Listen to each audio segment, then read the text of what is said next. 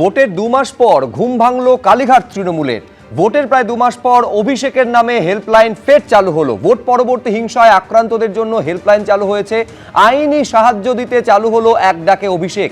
মিথ্যে মামলায় জড়িয়ে দেওয়া হলে আইনি সহায়তা দেওয়া হবে। ভোট পরবর্তী হিংসায় শিকার কর্মীদের আইনি সহায়তা দেওয়া হবে। ভোট মেটার প্রায় 2 মাস পর অভিষেক বন্দ্যোপাধ্যায়ের নামে হেল্পলাইন চালু হলো। দেখতে পাচ্ছেন সেই ছবি অভিষেক বন্দ্যোপাধ্যায় নিজে পোস্ট করেছেন, যেখানে তিনি আইনি সহায়তা দেওয়ার প্রতিশ্রুতি দিচ্ছেন তাদের যারা ভোট পরবর্তী হিংসায় আক্রান্ত হয়েছেন।